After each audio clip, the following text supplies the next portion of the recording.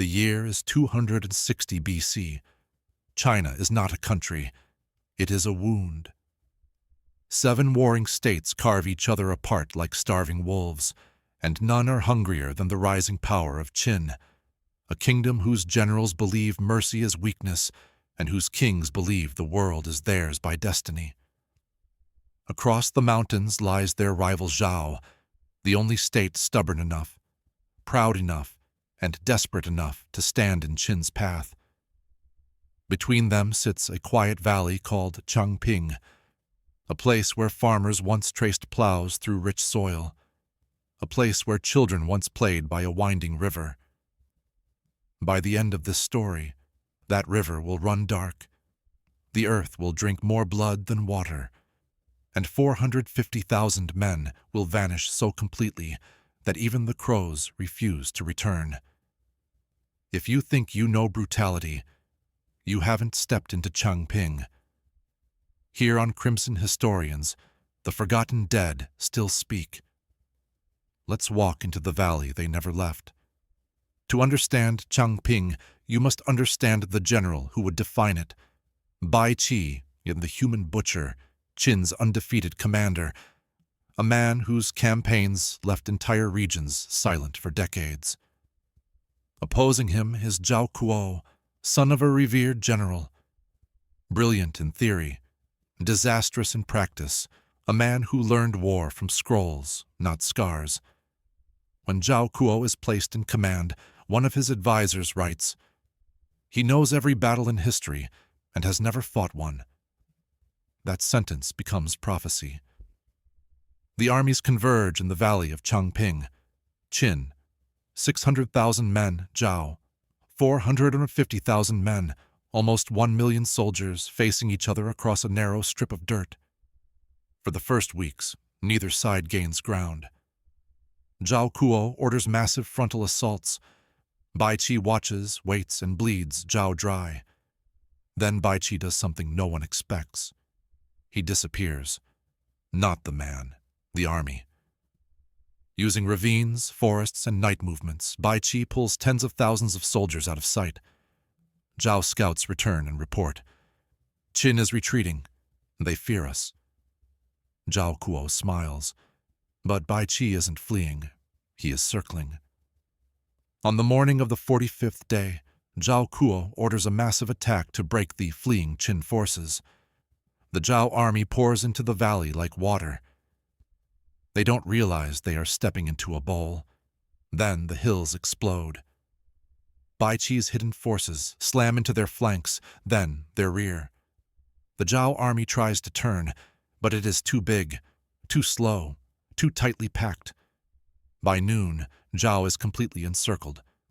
A Qin officer writes in a bamboo chronicle, "We closed the ring like a pot lid. Nothing escaped." Zhao Kuo realizes too late. This is not a battle. This is a slaughterhouse.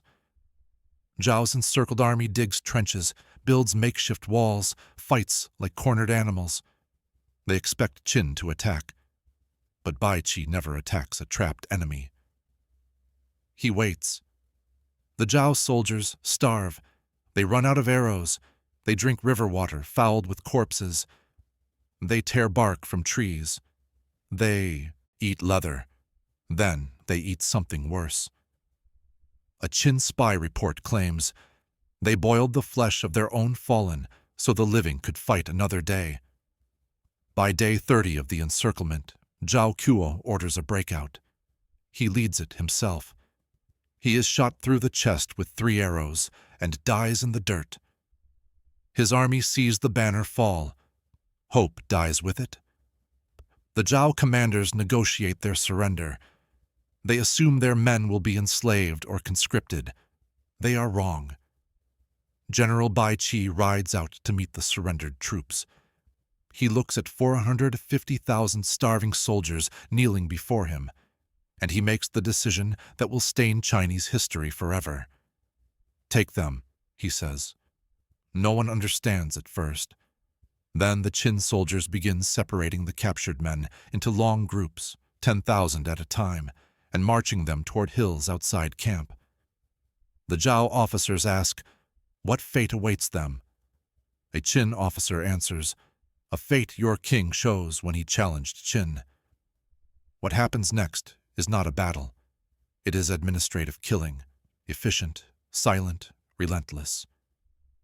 Each group of 10,000 Zhao soldiers is led behind the hills. They kneel. Their hands are bound. There are no swords, no spears, no arrows, just shovels. The Qin soldiers begin to bury them alive. A Han Dynasty historian writes, the earth rose and fell with their screams, as though the ground itself rejected them.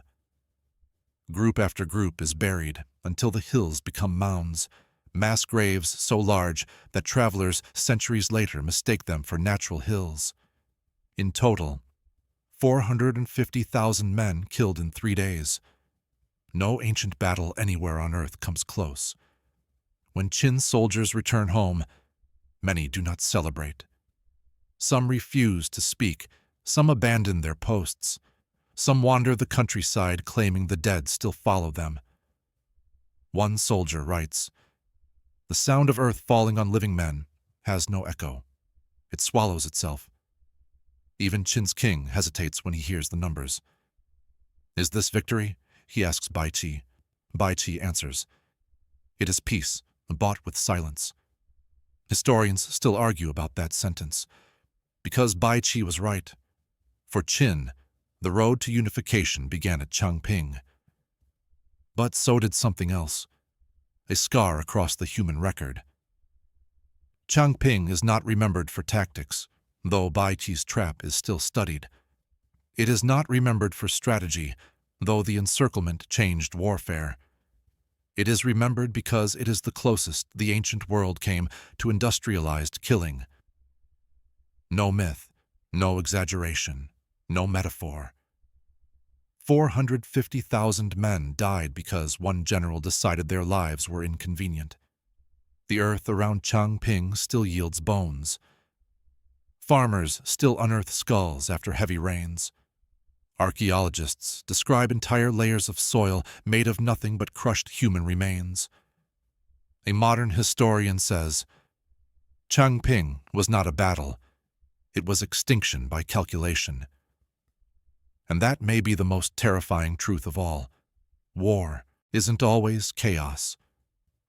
Sometimes it is perfect order, a decision in a tent that turns a valley into a graveyard.